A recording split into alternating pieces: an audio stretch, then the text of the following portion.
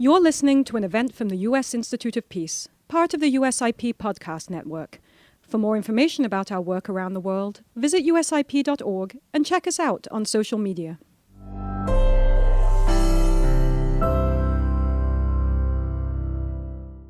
Good afternoon, everybody. I'm Tegan Blaine, and I'm a director for the program on climate, environment, and conflict here at USIP, and I'll be facilitating the next panel. I'd like to take the opportunity to welcome the three other people on stage with me. Number one, Michael Franken, right here to my left, is a retired U.S. Navy Vice Admiral with significant Pentagon experience. He actually began his career with a legislative tour with Senator Edward Kennedy and was involved in multiple strategy, policy, and planning positions. I also just found out that he hails from Iowa as well, so he's promised not to feature it as greatly in his comments as others, since there's already been a lot of discussion in Iowa, but it's wonderful to know.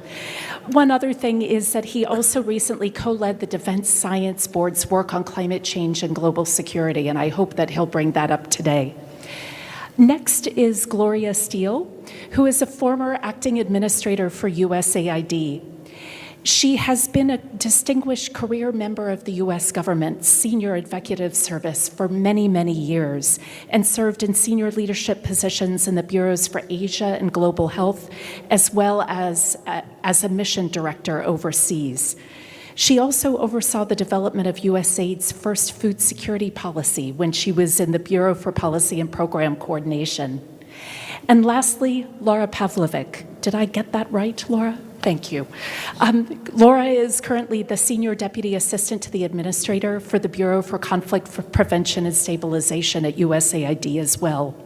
She also has been a career officer who served in many other positions, including in the Bureau for Democracy, Human Rights and Governance, the General Development Office and the Regional Development Mission for Asia, and many other places, and has been working on climate and food security issues throughout her career. So thank you all three for being part of the session today. So this session is going to be addressing some of the issues in how climate, conflict, and food security are all related. The second panel today is really going to be addressing many of the solutions. And so I look forward to speaking with all of you about how these issues are interlinked and what it means for the kinds of partnerships and solutions that we need to develop to tackle them. If it's okay, I'd love to begin with this nexus question about food security, climate, and conflict, and would like each of you to help us define the problem that we're facing. How do these three separate areas feed into one another? And if I could begin with you, Gloria, I wonder if you could walk us through the dynamics of both acute food insecurity caused by climate shocks and chronic food insecurity caused by more lasting changes to our environment. How do each of them contribute to the potential for conflict? Thank you very much, Tegan. Actually, I think this is a really good set of questions to kick off this panel discussion. I think it's really important to understand that the relationship is not linear, and it's actually more circular than linear, and breaking that circle, I think, is really important. The severe weather events, such as typhoons, hurricanes, heat waves, etc., result in acute food security in some places because crops are destroyed or lost completely, incomes go down, infrastructure, supply chains are destroyed. And then efforts to try to strengthen food security in many places actually then result in exacerbating the situation. And so this is where the circle begins. Creates conditions for more chronic food insecurity when actions taken such as bad soil management, land management, deforestation, and the use of synthetic fertilizer are used to such an extent that they create problems. For example, agriculture now accounts for about 14.5% of global greenhouse gas emissions. livestock accounts for about the same amount of percentage. And why this matters is because then it feeds into longer-term weather changes, climate change as we know it, destruction of soil, which then makes food security even more difficult to achieve and becomes more chronic. And then both acute and chronic food insecurity then can lead to conflict. We've seen in places such as Sri Lanka in 2022, when food supply became so scarce that prices went up, and there were food riots. And food riots have occurred in many other places around the world. And we know today that 40% of global land has been degraded, making arable land more scarce and bring about land conflicts. And this accounts for the long-term civil war in Nigeria, for example, in many other places. Large projects on food security and agriculture production sometimes leads to more food insecurity and conflict.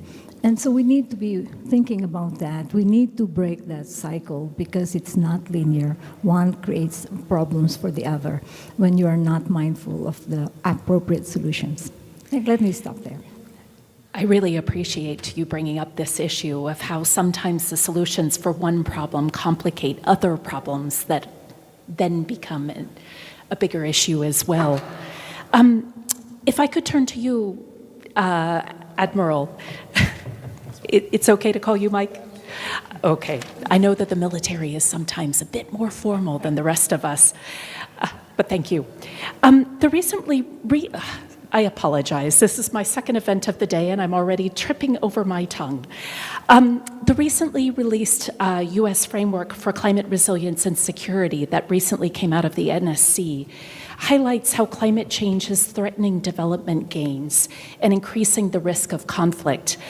Especially from a military perspective, I'm curious how you see the impacts of climate change on food security connecting to broader U.S. security concerns. Well, in the military, we try and think of items that deflate problems. And so we're all in the Navy, we're all firefighters because we don't have a fire on a ship, obviously. So we think of air, fuel, and heat being the causes of a fire. You take one away, the fire goes away. Very similar to conflict, food security, and climate change. The social, the natural resources, the paucity thereof is oftentimes the combustible material.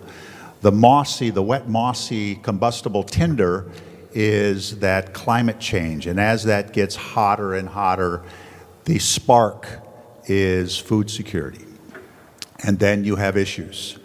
So if we think this is a something of the future, I think we're not seeing it correctly. I can argue that the root of the Russian Revolution was food security. The French Revolution, certainly the potato famine, the Brits and the Irish, the famine in Ethiopia, South Sudan today, Lake Chad, northern Burkina Faso.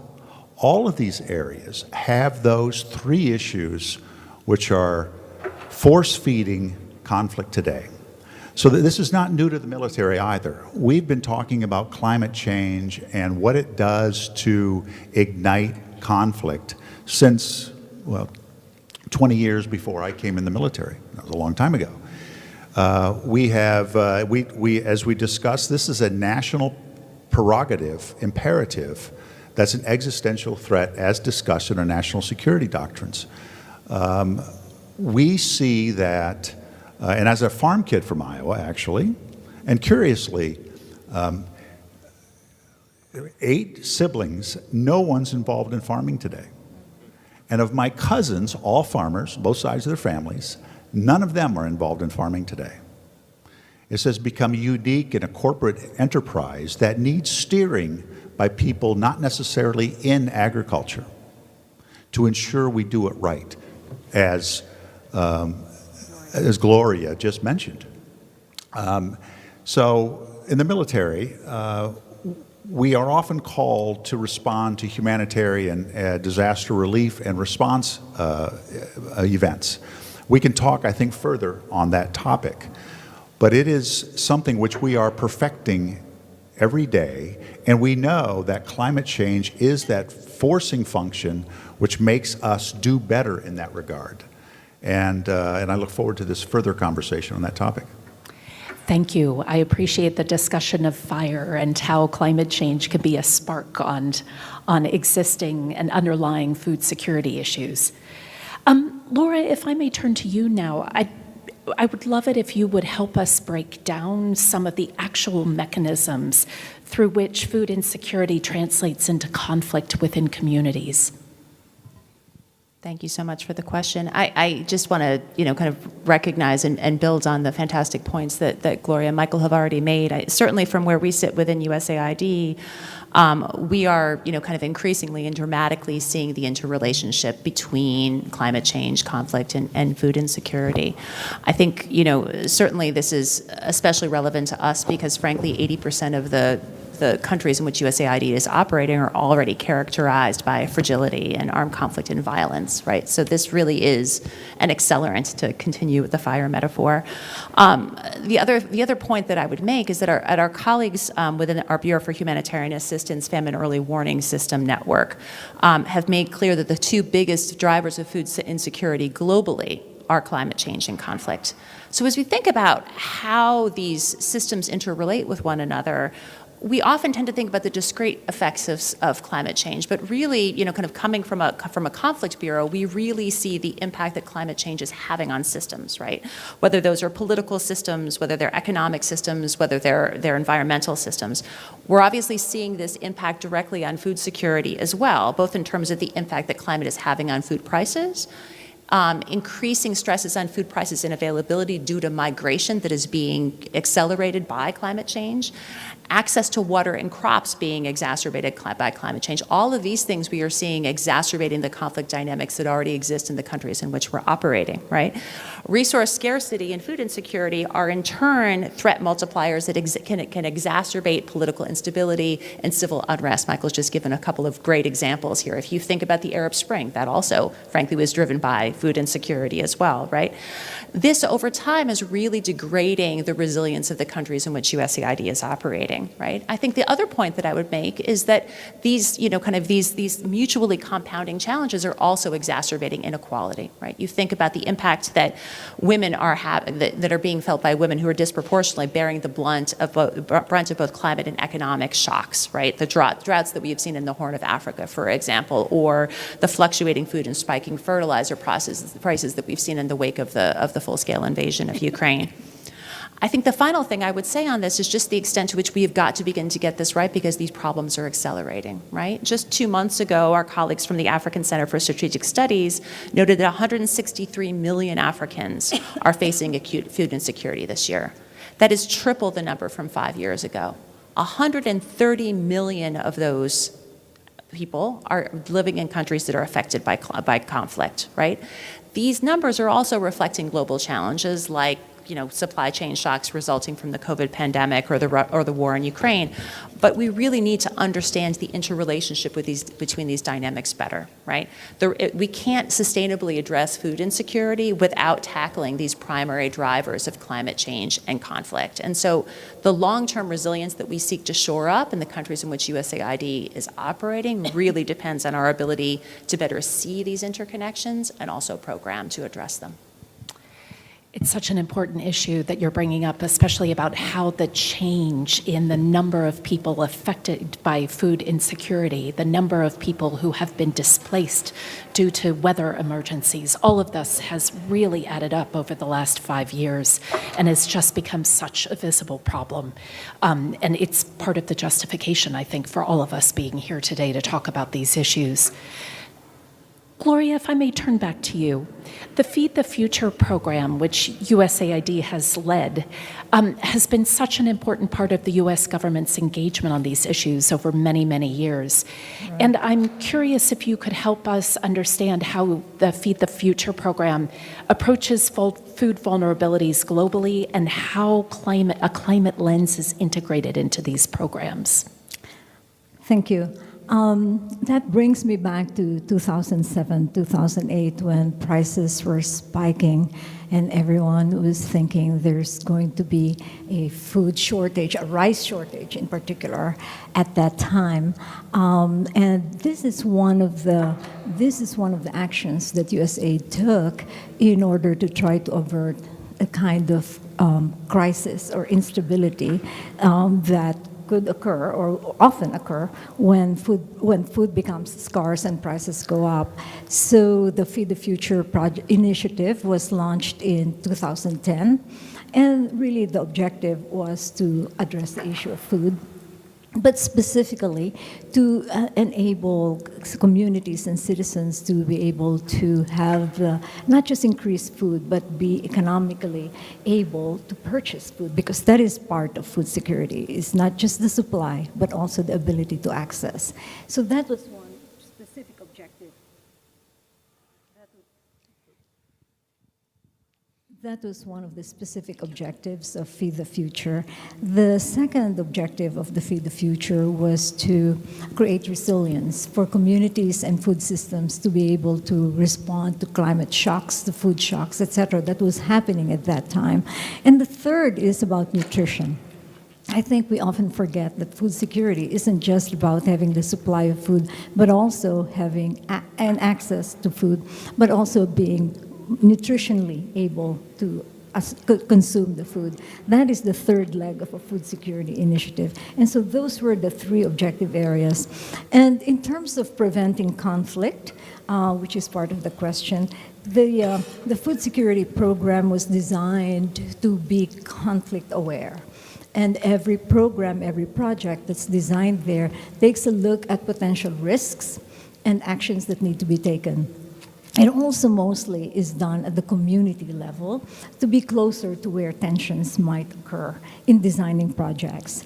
And the third, as I mentioned earlier, was providing the ability of households and communities to be able to grow food and to have access to food when they are not growing food. And then the final component of it was collaborating in partnership with civil society and governments and other donors. This is particularly important because one of the issues that result in food insecurity is related to policy, for example. And so the Feed the Future project looks at policy issues that may exacerbate the situation. And so that is how they have incorporated the important at the policy level, at the community level, and people level, looking at issues that may trigger food insecurity and conflict, and helping come up with climate resilient solutions. In addition to Feed the Future, of course, was the accompanying humanitarian aid, which I know we'll talk about later, which provides immediate relief when there is food insecurity in order to avert conflict. So let me stop there, but that's basically what the Feed the Future was designed to do, was really to go back to trying to avoid conflict due to food price increase and food insecurity. I think that's a good reminder of the history of that initiative, a really, really important one. And I also appreciate how you're talking about both the importance of what's happening at the ground level, but also the importance of policy and how that can be used to try to ensure that conflict doesn't happen, that it's prevented ahead of time. Laura, if I may turn back to you. In terms of these challenges to stability, I'm wondering if you can outline some of the unique challenges that this nexus poses for policymakers seeking to improve stability in food insecure or climate-affected areas. Thank you. I think first and fundamentally, one of the challenges certainly that we've seen within USAID over the past several years looking at this issue is that climate change had traditionally been seen as a tomorrow problem, right? Unfortunately, as we've talked about, the impacts are becoming increasingly severe and frankly too immediate to ignore. Michael mentioned South Sudan before, where you can actually see on a map, right? flooding and the immediate aftermath of, kind of natural resource related conflict, food insecurity, et cetera, et cetera. So I think one of the really important ways that we've been working within USAID to address this challenge is actually to help our missions in better visualizing what's going on, right? Coming back to this idea of FuseNet, which has been such an invaluable tool for the agency over the years, right? What we're really trying to do now is to overlay, kind of conflict mapping, to overlay climate on top of food insecurity so that we can better understand and be able to more agilely respond to these accelerating challenges. But as we step back and we look at the challenge, I wanted to come back to this, kind of the systemic impacts of this. I mean, I think fundamentally the challenge that food insecurity presents is that it undermines the political stability of countries generally, right? If you come back to the Arab Spring and you think about, kind of this fundamental compact that is undermined by chronic food insecurity. But ultimately, I think, it also undermines over the long term as you think about the impact that, successive cycles of poverty and malnutrition are having on the long-term development impacts in a country. But I think, as certainly from where I sit again within the Conflict Bureau, right, we are also experiencing these much more immediate impacts in real time. If you think about the ways in which violent extremist organizations, for example, are leveraging climate impacts to increase recruitment, right? Food crises that are driving hunger and malnutrition and creating these risks of instability because they are leading to cycles of migration that are in turn, receiving communities that are already, kind of stressed, dealing with conflicts on, kind of both within communities that are being left and communities that are receiving folks that are being driven by these successive cycles of crisis and food insecurity. So I think the other thing that I would say is as we look at this, we really do, and I really appreciate being part of a panel with, kind of colleagues from the DoD, because I think one of the key solution sets that we've seen is really trying to, kind of ensure that we are working across the 3Ds of defense, diplomacy, and development to take on these sorts of challenges. We certainly within the CPS Bureau have really appreciated, working through our, Office for Civilian Military cooperation with the combatant commands to really be thinking about how we can be engaging with them on the big plays that they've been working on with climate, to really think about how we could be bringing together, kind of the defense and development establishments and taking on these sorts of challenges. So I think certainly as we look at the challenges, really thinking about the ways in which we can be working across the interagency to address some of these reinforcing and accelerating threats. Thank you, Laura. This is a great setup for turning back to Mike. But I just wanted to say first, I really appreciate how you're connecting what's happening about food insecurity at the local level, at the very personal level, to what that means in terms of how armed and extremist groups are taking advantage of the situation, or how it's undermining stability of a government, especially with movements of people. And I did just want to say, migration is such a challenging issue because it can be a really valid response to food insecurity and climate impacts, and yet it also can create its own risks of undermining government when that kind of movement is not planned for and leads to complications. Yeah, absolutely. Mike, if I may turn back to you, Laura was kind enough to set you up to talk about the collaboration between the different branches of government. I'm also curious about your thinking around collaboration between civilian and military branches in general, and how those kinds of civ-mil collaboration can support working on these issues. Sure. So I would like to award an honorary generalship to Laura for that discussion. She talks like a general. I hope that's not a demotion. But there's another person who spoke like that, and that was Richard Solomon, who I spent quite a bit of time with. And as a military person, I always thought it was grand that this country would designate an oversight of the mall with the study of peace. And I thought that was well done. So humanitarian responses, it's a double-edged sword from the military. But in our climate study with the Defense Science Board, which is an incredibly learned entity of some of the best physicists and social scientists this nation can produce, we spoke of HADR frequently. and how we can do better. As a military person, it's a rough road because oftentimes you do your best and it takes one issue that sinks the effort. And we don't also want to get in the way of other entities whose reason for being truly is that. But we oftentimes have the logistics, have the capabilities, have the distilling operation machines, etc. And in the future, imagine the ability to put a small modular reactor, it's not a dirty word, to produce electricity and make salt water into drinkable water, potable water, etc., and to establish an electrical grid after a mass calamity. But that is the future for where I see the military. And we are training for this. Every operation that we do, every planning, every tabletop has an HADR aspect to it. And back in the early 80s when I came in the military, we were tasked one time to respond to a hurricane. And I was on a steam destroyer. And if you know about ships, we barely produce enough water to feed our boilers and for the consumption of our crew.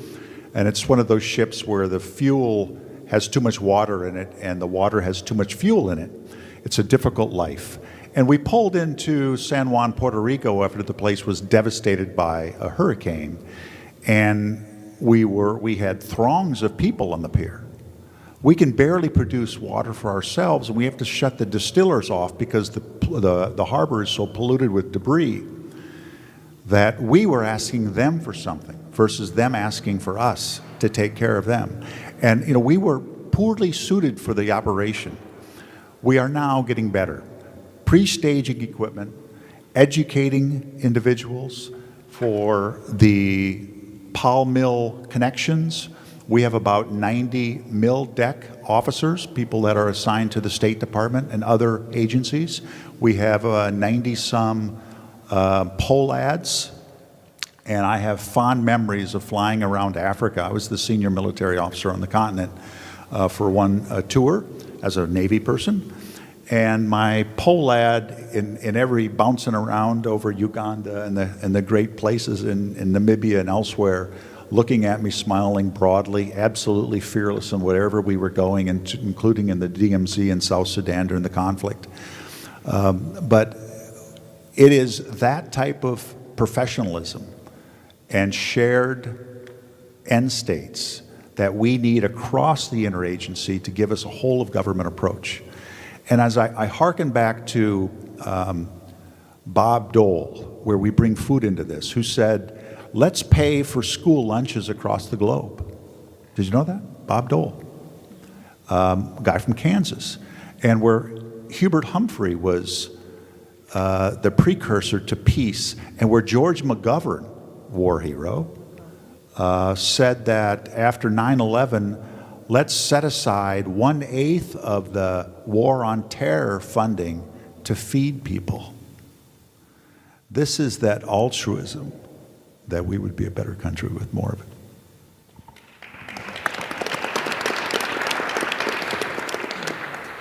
Could I put you on the spot with a follow-up question? Sure. You were talking a bit about how within the U.S. government, the 3 Ds come together, and especially kind of the development and the defense community in terms of responding to humanitarian disasters. I'm curious how that feeds into security partnerships overseas, because the military has security partnerships with partner militaries, and where does the civilian branches of the government fit into that?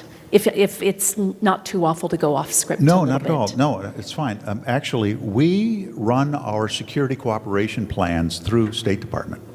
And a good military officer never does anything in a host nation that's not approved by the ambassador. And I get a lot of up and downs on that. So even doing something as broad-minded as drilling a well, you best not do that on your own, because there again, I mean, the good deeds do not go unpunished. So we share universities, we share training.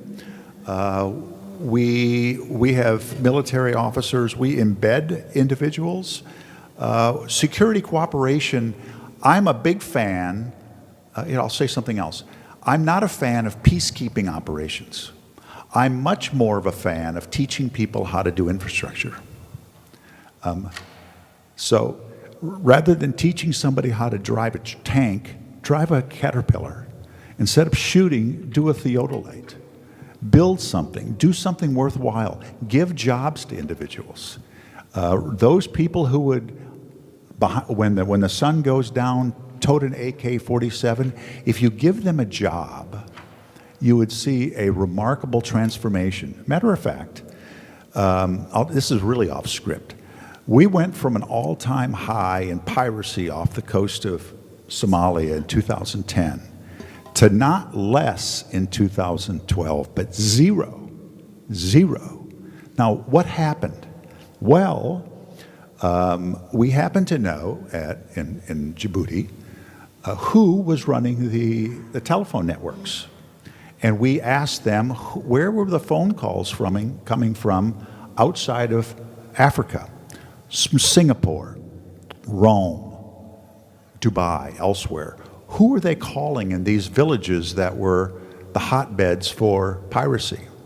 And I had Somali speakers on my staff, PhDs, born and raised in Somalia, and we would call them and say, I'd like to send you a gift bag, and I'd like you to move your pirates, your young men who embark on that occupation out of your community, and I will do my level best to bring back the goat traders, the camel traders, the charcoal traders, and bring the dhows in here from Yemen, Oman, and elsewhere, Tanzania, Mozambique, etc.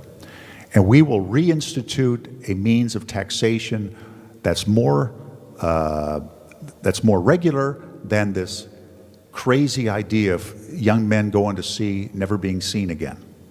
And it was hugely earth-shattering how every one of those individuals we called and sent them a little gift bag that I went and bought in the local store, stopped that business. And the idea was, do not kill anybody, just move them out of town. So an 18-year-old, a 25-year-old, 3 kilometers outside of a small village of Gail in Somalia, who has no power, no water, no cot, no women, he walks away and looks for something else to do, preferably working as a stevedore and doing something else worthwhile. And piracy went to zero. You don't do it at sea, you do it at shore. That says a lot about how working on security at a very local level can really change security dynamics at a much larger level. Gloria, please. May I please, being part of the other D, the development. In response to your question, when I was in the Philippines as mission director, I worked very closely with, of course, the ambassador and the Joint Special Operations Task Force in the Philippines. We designed projects together, we had the strategy together, and they did actually desalinate during the big Typhoon Haiyan storm. They desalinated and provided seawater for 2 weeks for the communities that were affected. And the ospreys became available for us to distribute goods because the country was totally devastated. No airplanes, no nothing. There were islands. And so we were able to move, also with USAID leading the effort, have ospreys available to us working with the OD to move the humanitarian assistance the assistance that was needed. When there was a short siege in Zamboanga City, the military could not, and that was where the Joint Special Operations Task Force was located, but it was not the kind of emergency that they could be involved in. I offered development assistance to provide humanitarian assistance, and we worked together. Long and short of it is that at the end of the day, the Philippine government decided to sign the Enhanced Defense Cooperation Agreement.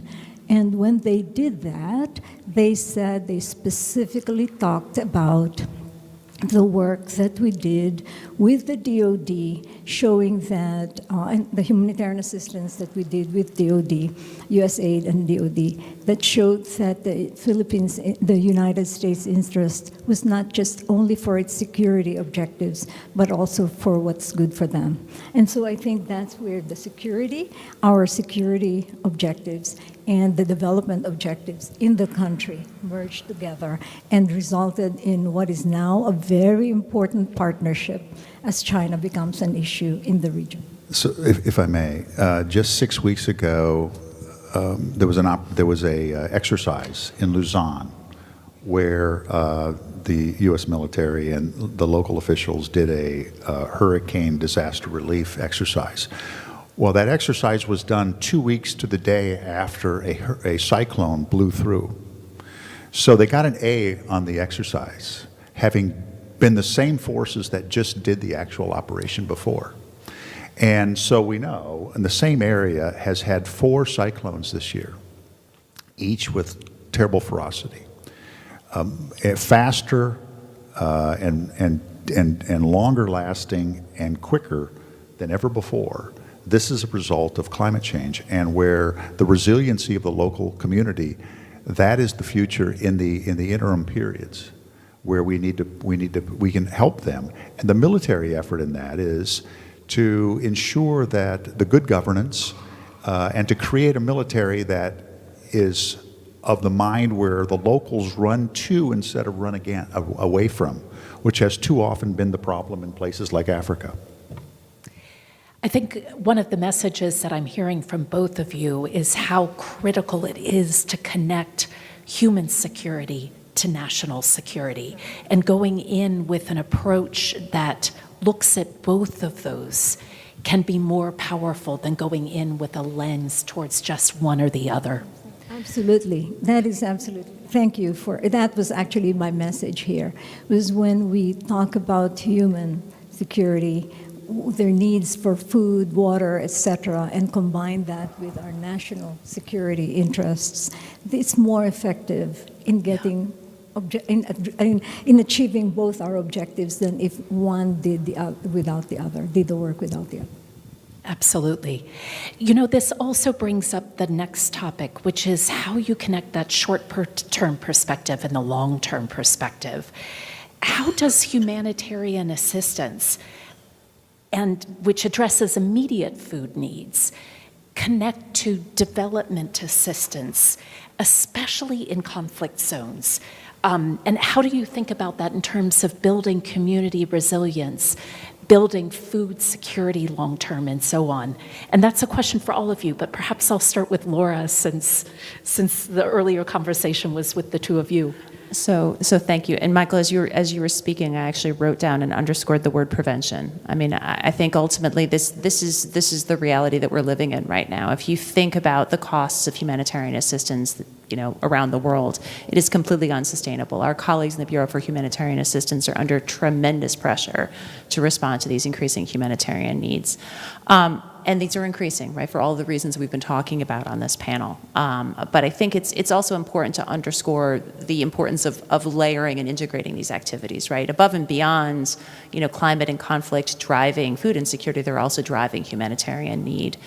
So one of the areas that I've been really excited to be very engaged in since being back in Washington has been part of a humanitarian development peace nexus task force that we've been engaged in along with our colleagues from the Bureau for Environment and Food Security and the Bureau for Humanitarian Assistance. Really, we need to be investing and really thinking much more concertedly as an agency about how we are investing in these sorts of sustainable measures to prevent crises on top of the work that we're going on. These are conversations that are happening on a daily basis in places like South Sudan, where there's a recognition that we are budgeting $500 million in humanitarian assistance every single year.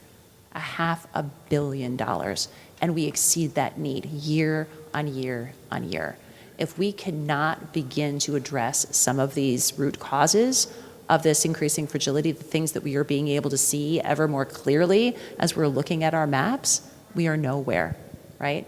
But I do think, and we've got a number of pilot missions who have been providing us a lot of food for thought. A lot of them, unsurprisingly, are in Africa, where I think we're seeing the interwoven nature of these crises coming through clearly, and much more clearly and clearly. But I wanted to highlight one program from the Sahel, where we really have been working much more concertedly to layer humanitarian and development assistance, to strengthen natural resource management practices, to create economic opportunities, to address and enable, both conflict and disaster risk management, and improve health and human capital, right? The Sahel is an incredibly dynamic region when you talk about, kind of increasing stresses from violent extremist groups, spiking food prices, climate insecurity, et cetera, et cetera.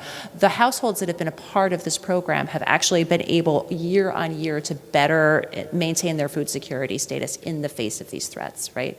I think as we look forward to how we scale these issues up, we need to get beyond pilots. We need to be really thinking about how we are building the evidence base for this, thinking about how we can, kind of create those flexibilities within our systems to be able to, combine humanitarian assistance money and development assistance in these contexts, to be thinking about how we're working and, kind of reinforcing one another's efforts in these, kind of really stressed geographies. But we have got to be able to do this work concertedly to start to break this cycle, because it is accelerating beyond all measure. Gloria, please. Yes, thank you. I think to break the cycle, we need to stop thinking in silos. We need to not think that humanitarian assistance is only about emergency food relief, but that they can and should, while they're providing emergency food relief, try to work on improving disaster risk reduction, enhancing countries' capabilities for early warning systems and for disaster preparedness. That's part of what humanitarian assistance does. But linking that with development, so again, going back to my time in the Philippines, we did not do the humanitarian assistance, but we were there so that when they were done providing the emergency relief, we were there doing reconstruction and providing the longer-term efforts to rebuild the agricultural systems that were destroyed, the markets that were destroyed, and then also strengthening their resilience so that they're better able and become better resilient when disasters happen. So I think one needs to take a look at the integration of various work, the work of the defense, the work of in both humanitarian assistance and outside of it. But the work of development should not stop with humanitarian assistance. The nexus is very important for sustainability. As you said, getting out of those silos and really figuring out how to work together is such a challenge, in part because people have different languages. The U.S. government sets up finance in ways that makes it hard as well. And so it really takes a lot of effort to make that happen, but is so critical, so critical. Mike, I wonder if you have any additional thoughts on how you balance those short and long-term objectives. Well, real quick. So the military's intent on creating a single entity to talk about climate change and weather. Now, we have a lot of classified data, much of which doesn't get shared. It could, but the ability to have communication networks and the ability to map where these nexus of conflict, food security, and weather perturbations happen, and to focus on those areas beforehand to give them a sense of adaptability or resilience, as the case may be, to head off the bad situations well in advance. Obviously, the earthquakes and those phenomena we cannot deal with, but those weather issues, surprisingly, if you speak to a Somali in the Agadani area and you ask about drought, they'll give you a phenomenal perspective on historical drought tendencies. And the issue is because of the necessity of living, they can't get out of the way of what's impending. And consequently, that's where we could head off some of the catastrophic situations. Great.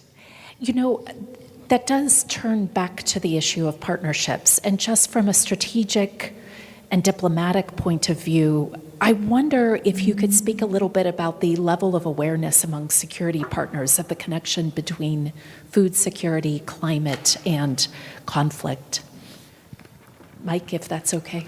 Well, the Indo-Pacific region has the highest number, actually North America, United States, has some of the highest number of weather-related catastrophes. India, China, the Philippines, Bangladesh, Myanmar, United States, now Mexico as well. The militaries, especially the National Guard, matter of fact, the number one demand on the United States National Guard is forest fires, by a long shot. And the cost of those issues are going up every year.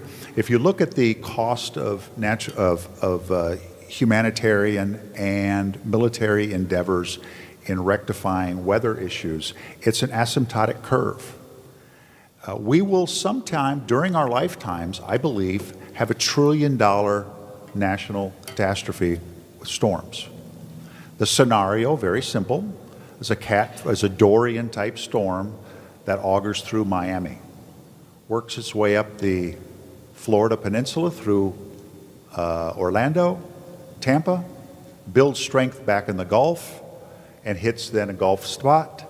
And America will change the way we spend our budgets to try and fix what just happened to America, to our Sunbelt region. That is going to happen, and we've had near misses. The storms of late have been small change compared to what we can expect in the near future. So we realize this, and we should train our people that we have an example.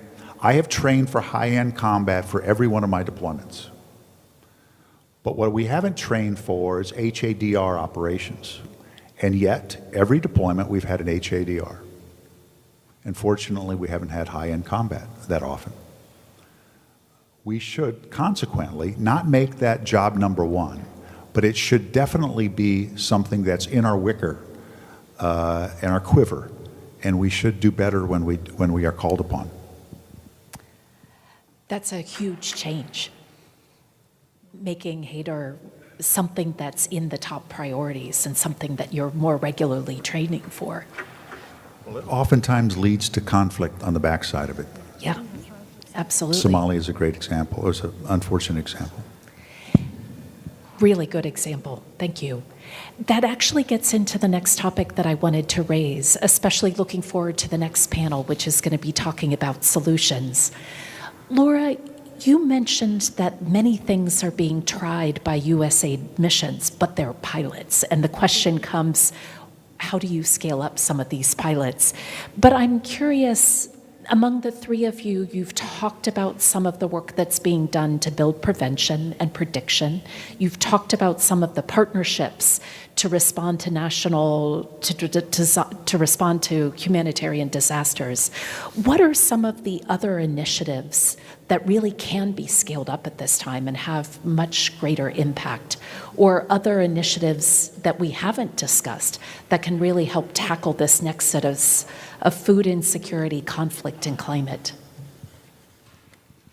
So I think, as you think about the partnerships that we're going to need to have in place to address these, kind of increasingly, massive challenges, as I was thinking about the response to this question, I first thought local, unsurprisingly, and then I thought global. And so I think, for me, again, having worked on this for several years, I think where USAID has worked most effectively, it has really been where we have been drawing on the tremendous strength that we have of our staff and our local partners on the ground, right? So, for example, the USAID mission in Kenya asked us to kind of come out and take a look at the ways in which climate change and responses to climate change were driving conflict dynamics on the ground. And this is back to the visualization again. It's really thinking about how we can bring together some of the fantastic quantitative methods that our colleagues in the humanitarian assistance Bureau have got with a lot of the qualitative, kind of development style work, the community consultations, to really identify at a very granular level how climate shocks are driving food insecurity and how they're driving conflict. But critically, because of the fact that we were doing that work with local partners, we were able to identify not just how this was playing out at the community level, but to also to be able to identify where the pillars for peace were at the community level. A lot of this comes back to very basic issues. We were talking before about, kind of the really tremendous collaboration we've had on, for example, land and conflict issues, right? A lot of this comes down to land use and really working on, kind of addressing those dynamics at the community level, right? What the mission was able to do was to be able to identify county by county, right? How are we going to regularize land use? How are we going to be, solving community conflict around these issues and really start to build out, kind of long-term sustainable issues? I think that that's really important, not just because of the fact that it's kind of addressing the immediate conflict, but it is also because of the fact that it is working, because of the fact that we're engaging the community level, thinking about how we are engaging all members of that community and having a stake in sustainable solutions, right? That's important, not just for environmental resilience, but for social resilience as well. I think as we look about scaling this up, I think a lot of the work that we're trying to do is really to think about how we can be kind of getting beyond development assistance and thinking much more concertedly around how are we engaging the private sector? How are we engaging multilateral funds like the Green Climate Fund and taking this work forward? So my bureau, for example, the Conflict Prevention and Stabilization Bureau, has been working in very close coordination, again, with state and defense to implement the Global Fragility Act. One of the things that I've been really excited to see, where we're deepening our partnership with Mozambique, with Papua New Guinea, with Benin, with Cote d'Ivoire, with Ghana, is working with the Development Finance Corporation to stand up a fragility unit that is going to enable us to actually look at interventions like this and surge financing to those spaces, to really thinking about how we can be leveraging private sector resources to fund peace-positive projects like this on the ground. So I think it is this combination of drawing on the strength that we have because of the missions and the partners that we have on the ground to, kind of leveraging the tremendous, kind of the tremendous engagement that we've been building over the past, decades in engaging private sector and multilaterals to really, kind of identify those, kind of nexus points for greater resilience and security and to surge financing to those places to hopefully be able to scale those solutions. Gloria. I think there are few important points to keep in mind here about scaling. One is that we need to learn from experience. We have a vast volume of experiences. We've been through a lot of the problems that we're going through right now and will go through in the future. We have a lot of lessons that we can learn. We don't need to reinvent the wheel. We just need to learn. And AI, I hope, will help us learn faster and take advantage of what has been done, what has been successful, and what has not been successful. The other is what Laura began to talk about. The problem is, one problem you'll hear about in terms of why we're not scaling is resources. And resources will continue to be scarce. And we need to be creative about where resources should come from. Laura mentioned some of them, the private sector. But the governments that we work with, we need to make sure that we're aligned with them in terms of what they need to prioritize. They know what the problems are. And for as long as we fund every single bit of the problem, they will not own it and will not scale it up. At the end of the day, scaling up will have to be done by the countries where we work. They do this by first involving them, training them, building capacity, having them own the problem that they need to solve. And really the movement towards locally led development is really important in this regard. We need to let them lead. We need to allow them to lead the solution to their problems. And I think that's where this will be scaled, is once they own it and they have the capacity. And then supplement it with the few resources that are now available. U.S. government is now the biggest funder of any bilateral donors, and the problems keep continuing to increase, and so we need to be really creative about where other resources should come, and we should involve the countries where we work. They need to buy into this, and they need to have skin in the game, and they will be the ones who will scale this up, the various projects that we have. Thank you. Mike, what's your perspective from the defense side? So I don't think we ought to be worldwide leaders in this area, in the Department of Defense. We have I think an issue internal to ourselves as a nation on whether we want to do that now.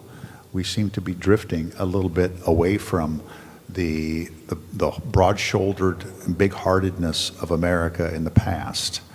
The military does have a role in our engagements with host nations to ensure that economic disparities do not become that tinder for future flame, and that is at the root of many of our conflicts, where the poor get poorer, and as the life expectancy increases with modern diets and the like, and better maternal care, the young people see what's happening to grandfather, and they don't want to live like granddad and others, and they try to make a change.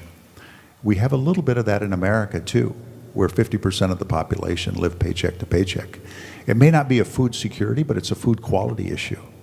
You only can do so well at the Dollar General store. And we should be careful of that. That is a future problem in America, and it's not going to go away. It's actually getting worse. Many of these countries have the same challenge, and good governance lies at the heart of doing well post-catastrophe or in the slow simmering of what may be future conflict. Very critical lessons from all of you. Laura, I really appreciated your focus on local issues and really understanding some of the conflict dynamics so that you can begin to tackle that both in the short term and over the long term, as well as thinking about how to access private sector finance as well as global finance through some of these multilateral development banks to really direct it where it needs to go. Gloria, I really appreciated your emphasis on ownership of solutions and leadership of those solutions, and the fact that it's not necessarily our role to tell countries what to do, but we need to support the solutions that they bring to the table. And Mike, I really appreciate your focus on thinking about governance and how important governance is in this space. You know, for all of these, I am often left wondering how we support specifically the leaders who can be partners with the United States overseas. How do we support the leaders who are going to tackle these issues and help them stand up and lead when it comes to tackling these issues, when it comes to global governance? How can we be better partners to them and really support their goals and their leadership in this space? And I'm curious if any of you have additional thoughts about how we support that local leadership on these issues. Please. I think Laura. I do want to go back to governance. That is the root of a lot of this, a lot of the decision making, etc. And you know, not all leaders are support good governance, but there will be people in the countries. And I think that it's going to be in some countries where corruption and bad governance is a problem, we should look to the next generation. I have a very strong support for example, for education, for civic education, and for training the next generation, capacitating the next generation. good governance, understanding what it means, and etc. So you look for the the people who support good governance and support their programs, and that's what we did when I was in the Philippines. Then President Aquino won on the platform of good governance, and so we shifted our entire programming to support a program of good governance in economic growth, health, education, etc. But it cannot be sustained by just one person. It needs the whole country. And I think that, involving the next generation and the people around the civil society is really important for that. I think the one thing I would add to the fantastic points that Gloria has just made that I couldn't make any better myself as a governance person is also to just flag the fact that so much of what we've been talking about here today and thinking about how we strengthen, kind of climate-related resilience and address land. We are involved in this. Again, I work in a conflict bureau. I'm engaged in those issues because those are most often the strongest opportunities that we have to strengthen social resilience and build peace in these contexts, right? As we've looked back over the past, decade or so of our reconciliation funds, we're increasingly working in these areas. Yes, we're working in these areas because the challenges are accelerating, right? We have these stresses that we've been talking about on land use and agricultural lands and water resources, et cetera, et cetera. But we also know that the ways that you solve those conflicts are really important ways that you start to build social resilience within a society. I agree with Gloria 1,000%, right? The answer to governance in these countries is not a single person, but you need to start to think about how you strengthen those norms. And so much of the work that we're doing at the community level to address these sorts of challenges is also key to building that social resilience over the long term. So there's also an upside to all of this work that we've been talking about as well. That is a great summary of everything here. I think that what you're bringing up, Gloria, about leadership is so important that, number one, it's important to strengthen those leaders who are growing up into this space, and also important to see leaders within civil society and look for leadership wherever it comes. But also that message about how important the work on food insecurity or climate is to building the kinds of resilience that leads to peace. That is also a critical message. We have maybe 1 or 2 minutes left. Do any of you have one last final message that you'd like to leave for this group? Maybe 30 seconds each. We are very far from achieving our goals in food security, and I think that greater efforts need to be made, but in the process we need to think about the drivers we talked about. We need to think about the cycle, the circle that they're in. We need to get more people food secure. Over 2 billion people in the world right now are either moderately or severely food insecure. We need to solve that problem, but we shouldn't exacerbate the issue. Thank you. Climate change, natural resources, either a paucity of those or an excess, because then countries want to come after them. And economic shocks are the drivers to food security. And you've got to be mindful of those. And I don't believe the United States ought to be overly demonstrable overseas on other countries, but we need to inch along. And I don't know if we've got foreign officials attached to the U.S. Institute of Peace, but it seems like an extension of many nations to have someone here, a diplomat or a military person. Seems to be a worthy goal. Thank you. To my knowledge, we don't. We do have U.S. military who serve here for a year at a time, as well as USAID and State Department people, but a worthy suggestion. Laura? I would just say that we really do, as we think about partnership, I think as we look in this space going forward, we've talked a lot about, the extent to which we're going to continue to engage on these sorts of issues. I think we are going to certainly, again, speaking for USAID, we are going to continue to engage on these issues because, frankly, this is what our partner country governments are asking us to engage on, right? But in order to be able to engage, effectively in partnership with those counterparts, we really need to be thinking about how we're building partnerships among our communities. right? The climate community, the food security community, the conflict community. We need to be working much more closely together to ensure that our investments in support of those partner country goals are mutually reinforcing and sustainable. One other thing, what we didn't mention was one of the changes of climate change is future pestilence, communicable diseases, the permafrost, what it holds, we don't know.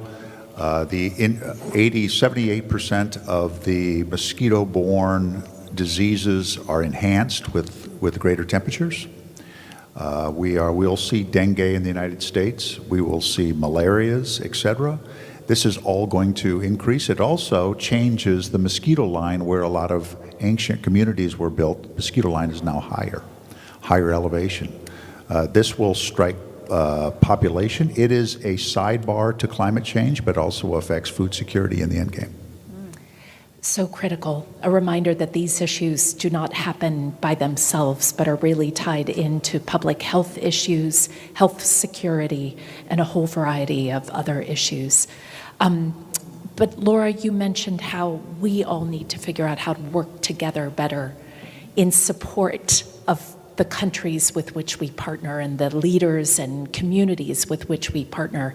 And I think that that's just such an important message that in the end, our goal is to support their vision of peace, their vision of security, food security, water security, health security, community security, and thinking about how best we can do that, both partnering within our own communities, but also reaching out to those communities is so critical to building peace. Thank you all so much, really appreciate it. And I think we'll conclude here. Thank you for listening to this event. If you'd like to listen to more events or explore our other podcasts, visit usip.org/podcasts.